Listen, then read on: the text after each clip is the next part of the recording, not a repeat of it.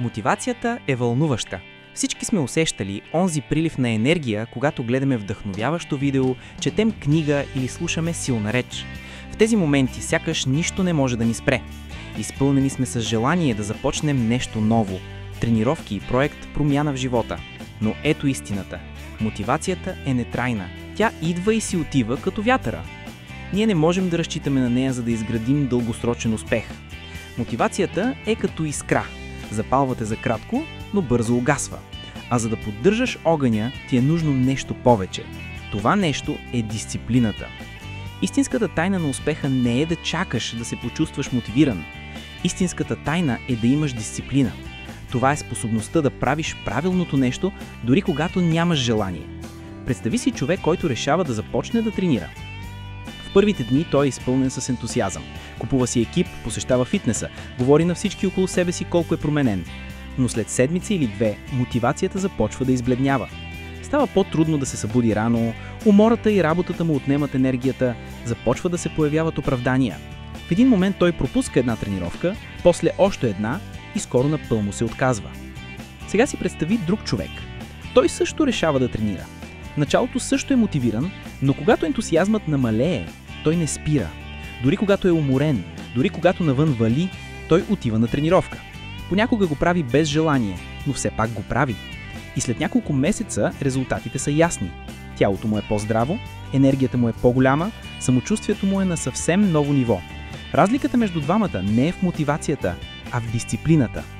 Дисциплината е изборът да поставиш дългосрочната награда пред краткосрочното удобство. Това е умението да правиш малки стъпки всеки ден, независимо от обстоятелствата. Ако искаш да завършиш образование, трябва да учиш дори когато не ти се учи. Ако искаш финансова стабилност, трябва да спестяваш дори когато искаш да похарчиш. Ако искаш здраво тяло, трябва да се движиш дори когато си уморен. Именно в тези моменти, когато не ти се иска, се изгражда силата на характера. Много хора мислят, че дисциплината е ограничение, че тя означава да се отказваш от удоволствие, да се лишаваш, да живееш в рамки. Но истината е точно обратната. Дисциплината носи свобода. Когато имаш дисциплината да ставаш рано, печелиш повече време за себе си. Когато имаш дисциплината да се грижиш за тялото си, печелиш здраве и енергия. Когато имаш дисциплината да управляваш финансите си, печелиш независимост. Дисциплината може да изглежда като усилие в момента, но тя връща контрола в твоя живот. Тя те прави водач, а не пътник. Как се изгражда дисциплина? Истината е, че тя е като мускул. Не се развива за една нощ, но колкото повече я тренираш, толкова по-силна става. Започни с малко. Избери една област в живота си, в която искаш да станеш по-последователен. Това може да бъде спорт, четене, учене, работа по проект или дори навик като лягане на време. Започни с малки действия, които можеш да изпълняваш всеки ден. Не чакай вдъхновение, просто действай. В началото ще е трудно. Ще има дни, в които ще се чувстваш изморен, обезкуражен или разсеян. Но именно тогава изграждаш истинска дисциплина. В тези моменти, когато побеждаваш съпротивата, ти укрепваш вътрешната си сила. Всяко спазено обещание към себе си, ти създаваш нова идентичност на човек, който може да разчита на себе си. Разбира се, това не означава, че мотивацията няма място.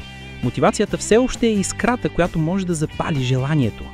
Тя е вдъхновението, което ни напомня защо започваме. Но ако разчитаме само на нея, ще чакаме правилния момент, перфектното настроение или удобните обстоятелства. А животът не работи така. Ако действаш само когато си мотивиран, ще постигнеш малко.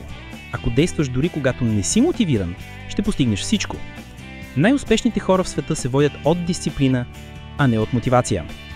Спортисти, които тренират всеки ден, дори когато са наранени или изморени. Писатели, които пишат дори когато не са вдъхновени. Студенти, които учат редовно, вместо да чакат последния момент. Всеки успех, който виждаме отвън, е резултат от стотици малки дисциплинирани действия, които никой не е забелязал. Помисли за собствените си цели. Какво искаш да постигнеш след година? А след 5? Може би искаш здраво тяло, собствен бизнес, по-добро образование или стабилни финанси. Пътят към всяка една от тези цели минава през дисциплината. Не е нужно да правиш огромни промени изведнъж. Нужно е да правиш малки стъпки всеки ден. Дисциплината е брижа между твоите мечти и твоята реалност. Тя е силата, която превръща намеренията в резултати. И колкото по-често я прилагаш, толкова по-лесно става. В началото изглежда трудно, но с времето дисциплината се превръща в навик, а навикът се превръща в идентичност. Запомни, мотивацията е чувство, дисциплината е избор, а изборите, които правиш всеки ден, определят живота, който ще живееш утре. И така, следващия път, когато не ти се прави нещо важно, не чакай да дойде мотивацията, просто го направи. Защото именно действието изгражда дисциплината, а дисциплината изгражда успеха. Сподели в коментарите коя област от живота си искаш да подобриш чрез повече дисциплина. Ако това видео ти е помогнало да видиш разликата между мотивацията и дисциплината, абонирай се за канала Аудиоуроци за успех за още вдъхновяващи уроци за самодисциплина, навици и личностно развитие.